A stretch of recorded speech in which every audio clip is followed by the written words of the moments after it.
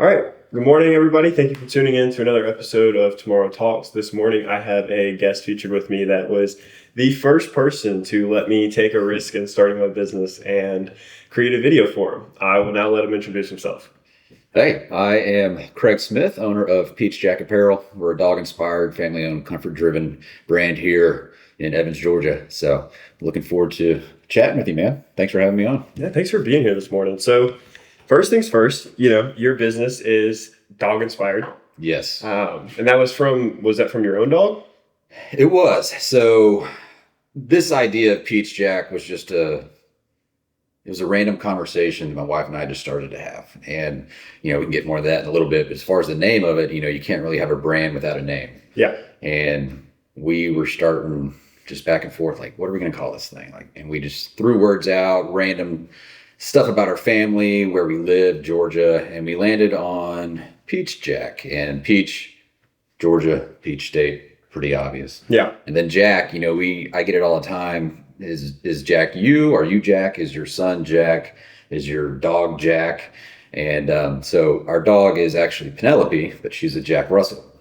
And we decided to name, we went with Jack, and she's the Jack of Peach Jack. And she's, the dog-inspired piece of our brand as far as the name. And we use in our logo her face.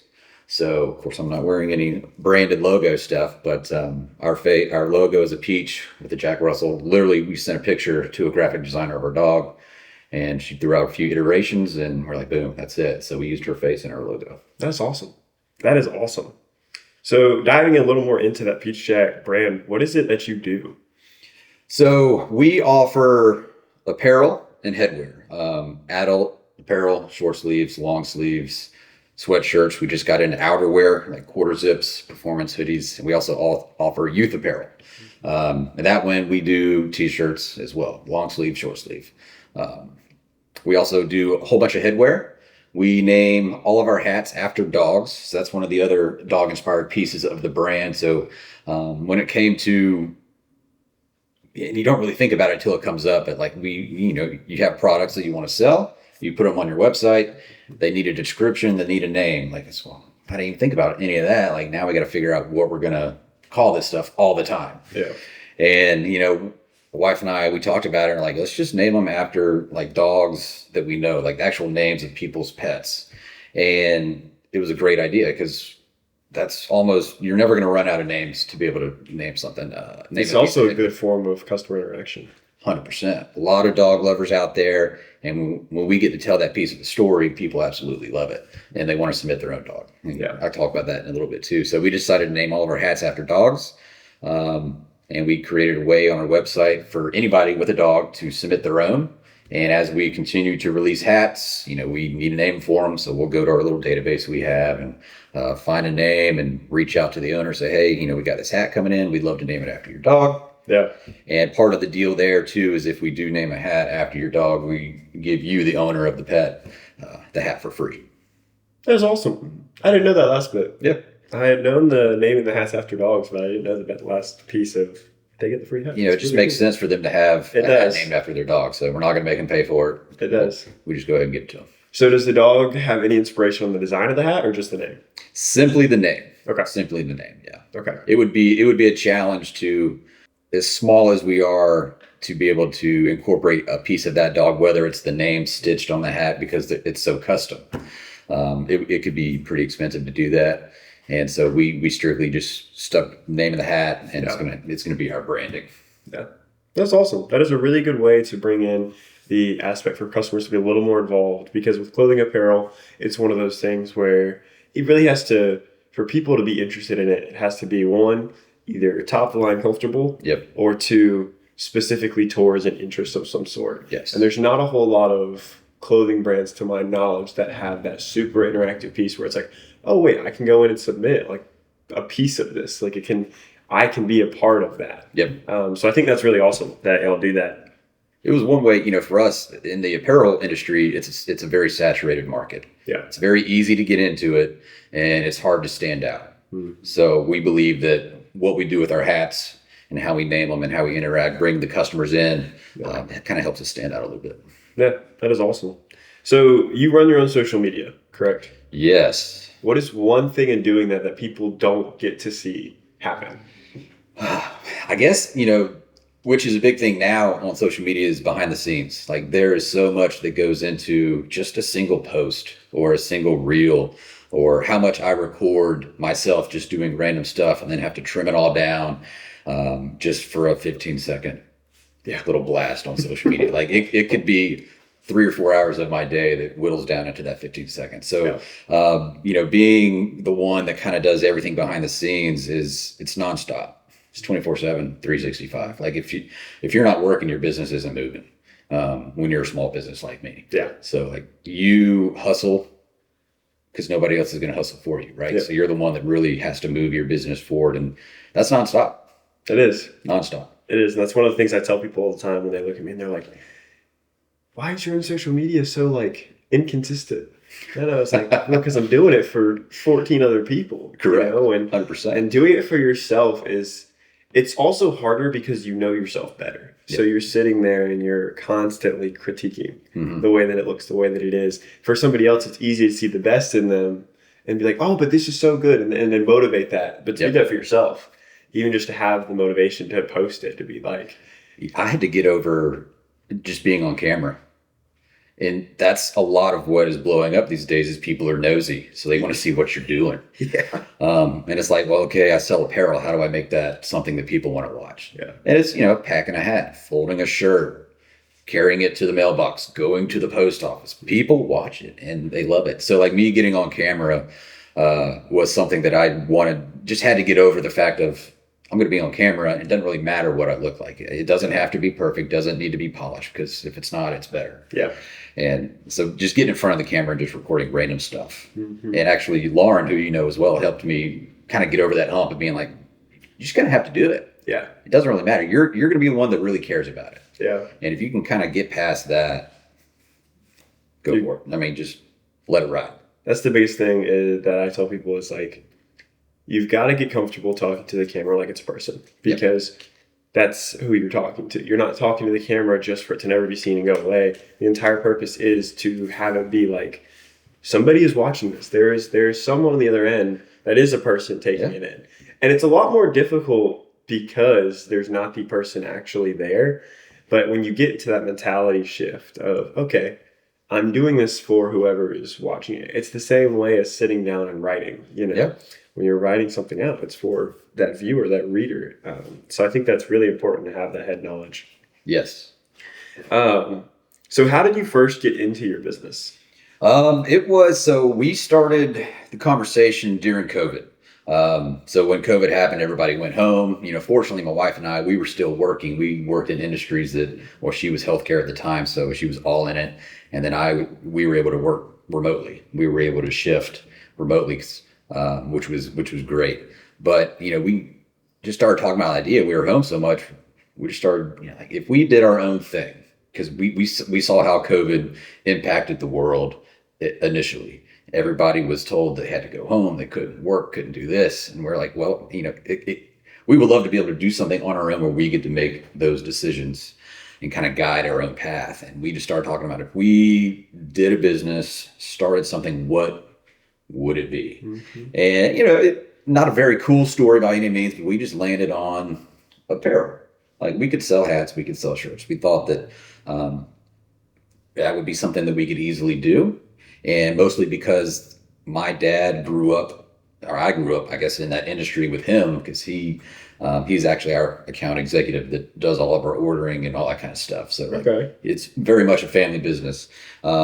And so we knew that entrance into that market would be easy because my dad has been in it for 30 plus years, has the network, has the connections, has negotiated prices with all these big vendors and manufacturers. So getting into it wouldn't be a challenge. Sure. And so we landed on that. And we decided, that's where, like, all right, let's do apparel, shirts, hats, start there. And then we started figuring out, what are we going to call it? Once we had the name, we then reached out to my dad, said, hey, here's our idea. Do you have a graphic designer that can create us a logo? Yeah. And, once we went through a few iterations of what we wanted the initial logo to be, then we got shirts. And it was very much it was interesting because like once we decided to do this, I personally was like, well, I want to do it right. And what I mean by that is I want to make sure that legally, we got our licenses, we got the certifications, we got the business. Like I want all that like set up and not. I want to be surprised by anything and have to owe anybody or any agency money because we weren't collecting sales, all this kind of stuff. So I was kind of doing the back end stuff, and that's another piece that you never see is all the compliance, back end licensing, making sure all that's set up. And so I did all that. And before we actually ordered anything, I remember it very vividly as like I was registering with the Department of Revenue, Peach Jack Apparel, to make it official. And that was such a kind of a faith moment because I just sat at the computer, I filled out the application, and I was just sitting on that submit button. I was like, once I press this button, there's really no turning back. Like this makes it more than an idea. Like this is real now. And I remember just sitting there like, this is big. Because I knew as soon as I did that, I'd have to start filing sales tax returns with the state of Georgia the very next month. I was like, ooh. But eventually, I just had a moment where I thought about it, prayed about it, hit submit. And here we are 5 years later. And we went from 4 adult shirts and 4 hats and 4 youth shirts to we've probably released over 300 different items at this point. And we've had year-over-year revenue growth every single year, and it's been a fun ride. So I'm looking forward to continuing. Yeah, and as that revenue growth happens, does that, because obviously like that's an increase, that's a success. Yeah. But does that make it easier in a sense to like be confident in the business, or does that make it almost harder? It's probably a little of both because with more revenue, usually that means you're buying more product because you're growing. That's a good thing. But more product means that's more money coming out of your pocket. And a lot of that, when we started, obviously this was a spur of the moment kind of idea. So we had zero capital. And so the way we kind of started was pre-orders. Friends and family, like here's some designs, some mock-ups. If you want it, like shoot it to us, then we'll order it. So, we didn't have any $1,000, $2,000, whatever it was, for just to stock up on inventory. So now, we have a little bit of capital that has been built up. And so, but yeah, ordering more product, growing more revenue costs more money. So yeah, that's always a factor that creates, unique challenges because you got to figure out lead times. Can you sell it? How long do you have to sell it before you got to pay that invoice that you have just waiting on you? So yeah, it's fun. It's a fun little ride. Yeah. We'll shift into a short little segment I like to do with everybody on the podcast called Film or Fail. Film or Fail. Okay. And so you have 2 options. You can either tell me what your favorite movie is and the reason for it, or you could tell me a fail that taught you something big that you learned from that helped grow your business. Oh, favorite movie and why, or something I failed at in the business. All right. I'm glad you can edit because you might have to cut out while I'm thinking. I would love to do a fail in the business because it could be a good opportunity for somebody else to maybe hear it and learn from it. Yeah. Fail in the business. He's got a really successful business. There's not a whole lot of failures in that, and that's the problem. And I think early on in the fail, I would say, and I don't really try too hard on this aspect just yet, but was getting into retailers, trying to get my brand into retailers because that's obviously additional opportunity for growth to get outside of kind of our region here in the CSRA. And coming from, and I didn't really do any research about wholesaling, margins, markups, how to approach these people that have never heard of your brand, like how do you, and so. I remember going into, it was actually a friend of mine who knew somebody that was a manager of a local store here. And he told them about our brand, very new. And, she wanted to meet and see if they'd be interested in putting some of our shirts in their store. So I was like, excellent. And at this time, we only had logo tees, a few variations, not a lot. Yeah. And I remember going to this meeting with this lady. I didn't really do any prep. And she was asking me all these questions I had no answers for. And so I went there, I met there. She was looking at the product, and, it was short sleeves at this time. And she was just like, how much would it cost? What's the minimum order that you would expect? And I was like, I don't know. We can talk about that. Just figure out. I just looked like an idiot. Yeah. I had no clue what I was doing. She's like, what's the cost, if I bought 12? I was like, I don't know. I'd have to go back and look at it, look at numbers, and because I had no idea. Like, our costs are not set. It's always based on quantity, colors, the sizes of the shirts, all that kind of stuff. Yeah. And she was like, okay, and she decided to take a chance on us, which was great. And she reached back out and was like, all right, well, I'd like to do, these numbers of shirts and these sizes and these quantities. Yeah. And, we didn't have inventory to even fill that order. So I was like, okay, great. I can't do these sizes and these shirts, but I can do these here. So you would have like a small, large, extra large, it just didn't make any sense. Mm-hmm. So I just looked like I had no idea what I was doing. Fortunately, I've gotten a lot better. Yeah. I got like a whole spiel now, like I can rattle off anything. But at that point, that was a fail on my part, simply because I just wasn't prepared for that kind of conversation with a potential retailer to have Peach Jack. And, we never went into that store, because after I was kind of like, let me get back with some pricing. And then I was like, well, I can't fill that, but I can do this, but I never heard back. Yeah. And that was a learning experience. But I don't like looking dumb. If I can help it, mm-hmm. I definitely look dumb right now. So that was something early on that fortunately been able to learn from. And that's business, especially entrepreneurship. You learn from the fails. Oh yeah. And I mean, that's how you get better. That's how you succeed, I think, is you learn from the fails. And you also have to be willing to fail. And I think I've talked about this on every episode. Because if you're not willing to fail, I mean, you're done from the start. Because you can't, the thing is you can go into it and you can know as much as you want to, but there's always going to be something new or something challenging. Yes.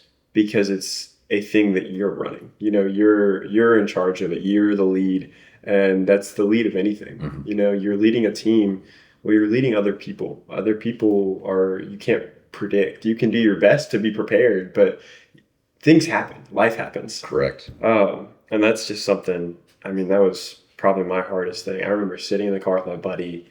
It was probably 10, maybe 11 weeks into having my business actually start. I had quit my job. I had gone full send. It was we were towards the end of the summer. I remember riding in this car with him, and I was like, man, I think I'm not going to do this. I don't want to. I don't. Yeah. That month was so dry. I hadn't heard from anybody. I mean, I was like, I don't know if I can do this. This just isn't it. There's no security. I've made no money. I'm 19 years old, and I mean, I'm not even in school right now. Everybody's doing something, and I'm here trying to do something with nothing. That's right. And he looked at me and he was like, that's life, right? He's like, you're going to go get a job, and there's going to be days where you're standing in the store you're working in and no one's going to come in. You have the security of making money because you're working out of somebody else's pocket. Mm-hmm. He was like, but there's always going to be a dry season. And I remember sitting there and I was like, yeah, but I'd be making money. Yeah. And he was like, okay, well, what do you want, money or freedom? And what's your balance? Sat there and I was like, okay. He also then turned and he goes, also, are you really fully trying? What have you not done? Go try more things. And that's when I was vulnerable. I was like, okay, you're right. I haven't done enough. There's more I can do. And that's when I started going to networking events and reaching out to every person that I know. I was like, hey, do you know anyone who for any reason would need video? And it just, a lot of prayer also. Mm-hmm. I remember the end of that month, I was in my room one morning. We were having a party that night at my parents' house. And I was in my room and I just prayed. I was like, God, just bring me one client by the end of the day today. I was like, don't even worry about how much money I'm going to make. Just give me a new lead of some sort. Mm. And I completely forgot about it. I was at 8 o'clock in the morning. And we were hanging out with people that night. I was having a good evening. And a guy that I had met 4 months prior in a coffee shop messaged me.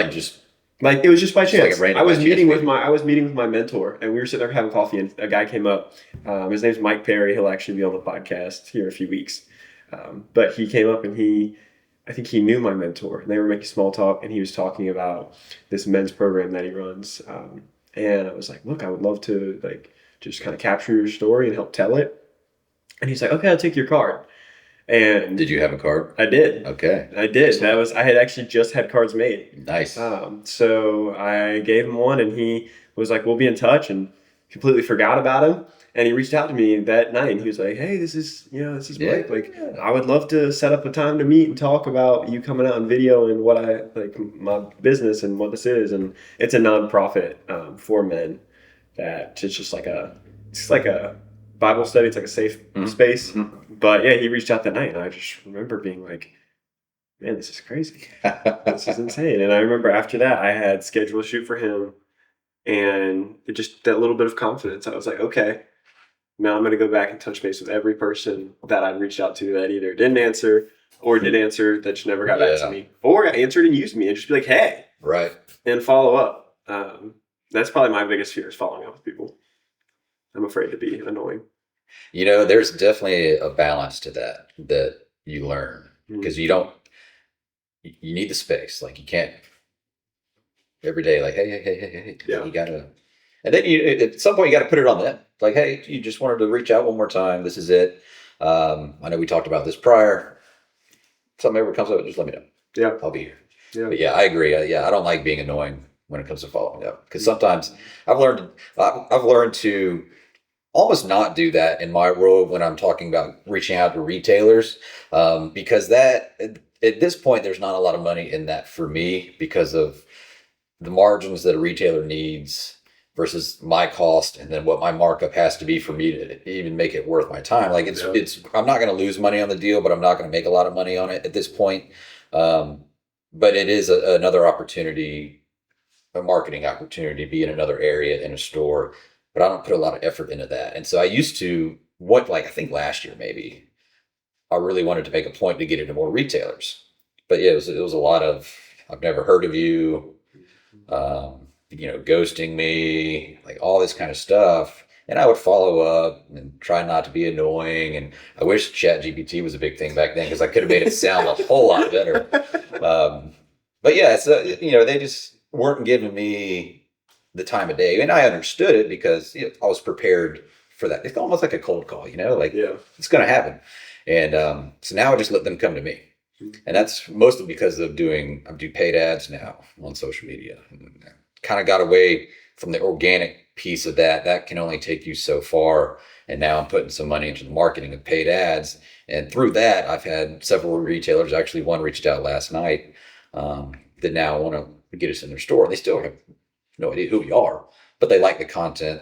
They like the website. They like the products that are on the website. So, at that point, they're looking at what we're putting out and wanting it in their store, knowing that, we're not a Vineyard Vines, we're not a Owner Reserve, we're not a Peter Millar, we're not a Johnny O, we're a Peach Jack.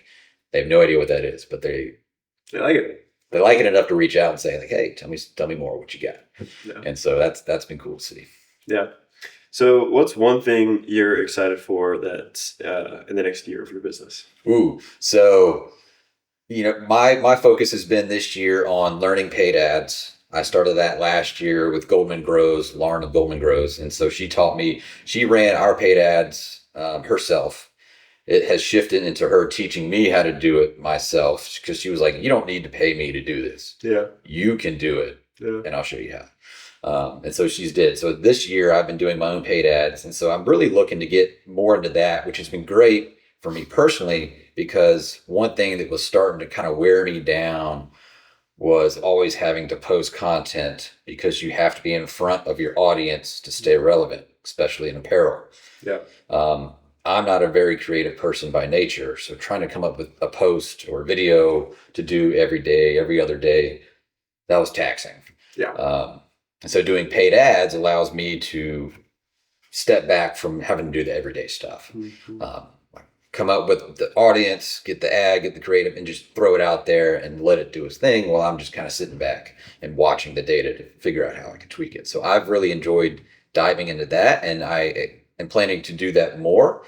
One of the very first things I wanted to do when we started was to have premium apparel. Mhm. So, like what I'm wearing now, we just came out with these 2 weeks ago. Yeah. And so I always wanted to have polos. I wanted to have quarter zips. I wanted to have like performance hoodies. And we're now at that point where we can do that. And so I'm really shifting focus a little bit to try to tap into that market to be more of a high end kind of offering.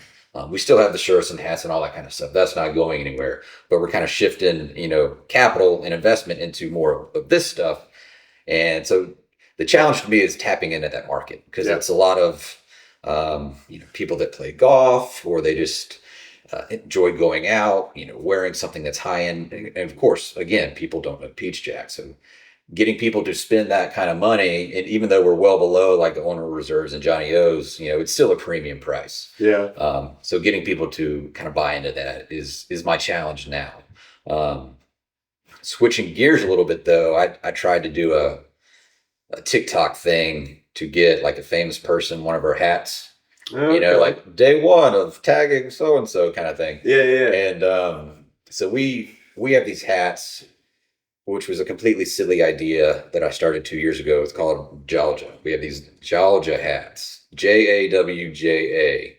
And that's funny because I remember when I first released them, a guy commented, "It's spelled Jawga." And I was like, "You can't tell me how to spell my own made up word," Yeah. But like, it wasn't intended to necessarily be UGA geared, but that's who like fell in love with that hat. Mm-hmm. And so, I've been releasing a Georgia hat, different iteration each year.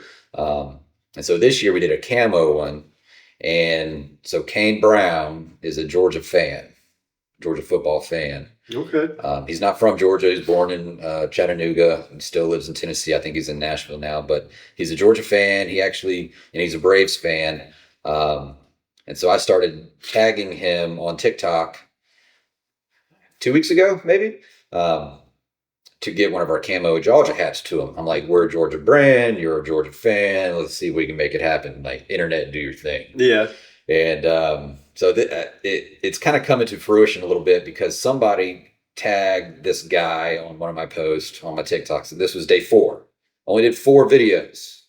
And this guy tagged his Kane Brown's official content creator. So this guy travels with Kane Brown, films his live, does, puts all this stuff out there. Okay. And then his content creator, his name is Mac, but his handle is Mac from Chattanooga. And he commented like, "Yo, let's do this." And so I was like, "Ooh, super cool." So first I looked him up. I checked out his profile. Yeah, made sure it was the real deal. Like it was all checking out. And so I DM'd him on TikTok. I was like, "Yo, man, it's awesome. Like, I don't even want to shout out. I just want to get him a hat. Like, I don't need a tag. I don't need any of that. Like, I just want to try and get him a hat. If he likes it, cool. If he doesn't, whatever." Yeah. And so like me and him have been talking back and forth. And he's like, "Yo," and he's currently on paternity leave because he just had a baby. So he's like, "Let me get you an address and you can send it to me. And I'll get it to him. If he likes it, we'll do a video, just kind of shout out, whatever." I was like, "That's legit." So that's like, we're in the waiting on the address phase right now. Yeah. But like, think about, I run Peach Jack out of my house.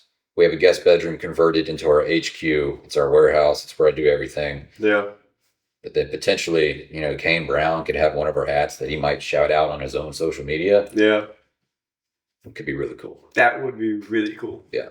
So that's like a TBD kind of thing. Like, as soon as I get that address, I'll be like, "All right, guys, this hat, it's getting shipped to Kane Brown." And hopefully by the time this is released, that's happened. Yeah, it would be super cool. Super cool. So that would be a really cool thing, and who knows what that could do. Yeah. For a business like mine. Yeah, that's like that was one of the things with Kings Creek and their apparel is Luke Combs still wears their stuff. Yeah, and he was wearing their hat when he won. I don't remember what award it was, but he won an award on national television, and he just happened to be wearing one of their hats. Oh, that's incredible. And I remember they've told me the story, and it was really cool. You know, it's one of those things where it's like, you to most people, you're sitting there watching, and you're like, if you're not a Luke Combs fan and you're not an apparel fan, you're like, but like you don't think twice. Right. If you're like Luke Combs, and you're like, wait, I can get that hat. Yeah. Like that hat looks cool. Yeah. What is it? Let me Google it. Yeah. So similar to that on a much smaller scale, last year when Georgia was in the SEC championship, there was a guy that works on the sidelines for Georgia. And we had a hat. It was called our Hedges hat and just said, Hedges on it. And he got some screen time because like ball went out of play, runner went out of bounds, and it was just right near him. Yeah. So there was a moment where our hat was the only thing on the screen during the SEC championship. And I had missed it. I had gotten up to, go to the bathroom, get a snack, whatever. Yeah. And my phone started blowing up from friends. Like, I just saw your hat. Like, Hedges was on TV. I was like, what are you talking about? So I had to record or rewind. And I saw it. I was like, oh, man, that's cool. And then next thing you know, within 5 minutes, my phone notifications were going off because of sales on the website for that hat. That is awesome. So like the next day I had like 20 something orders going out just from that 5-second show, like screen time during the SEC championship. So like little things like that can make such a huge impact. And like in our world, I've gotten to know a lot of other people like me who have started an apparel brand. And we talk all the time. We always talk about how we're just one sale away to the right person, but just that's all it is. Yeah, that's the thing that keeps me going every single day with just making videos. It's a thing of it's just you're one step away, and everyone's always like, well, there's that it's just that one moment that gets you, and I was like, but it's not just that one moment. It's all the steps that lead up to that moment. Correct. Because everyone looks at people and it's like they're a one-hit wonder, and it's like, yeah, but what were they doing before that? Right. How long were they doing it? And a story that I absolutely love with that is a music artist I listen to, like is Mac Miller. Yep. And I'm not as big on his music as I used to, but he was in high school walking around just passing his CDs out to his classmates. And everyone's like, he's so big and so young, and I was like, it's because since like 15 years old, he had just been giving out his music to people. He wasn't even like making money. He was like, just listen to what I'm making. Yeah. And that's a big thing. It's just, and that was what I did when I started my business. I quit my job. I was like, I went 3 months where I didn't make a single dollar because I had spent almost all of my money that I had to my name into equipment.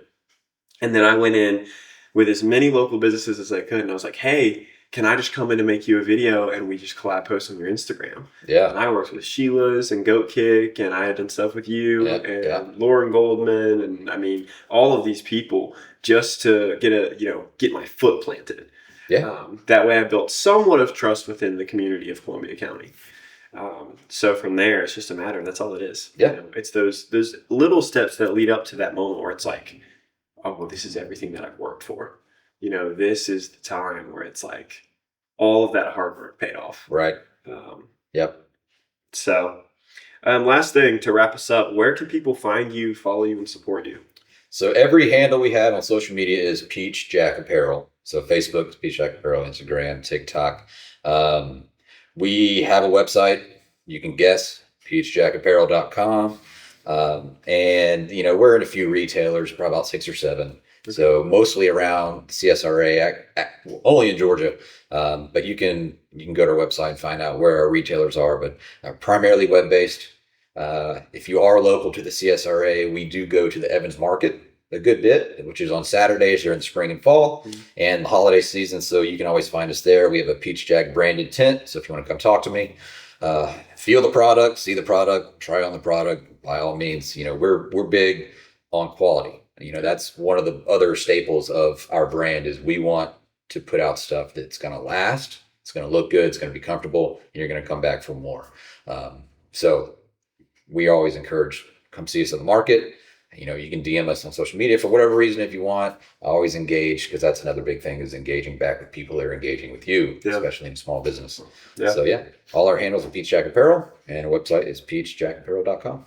Awesome. Well, thank you for being here today. Yeah. I'm really excited to see how the Kane Brown thing goes. Me too. Love to stay updated on that, and hopefully by the time this is out, we can, throw a little feature in at the end of like, he did it. He's wearing the hat. We're there. We're there. Yeah, that's gonna be exciting. I can't wait to see what happens with that too. That's good. That's take your shot. Take your shot. That's all you gotta do.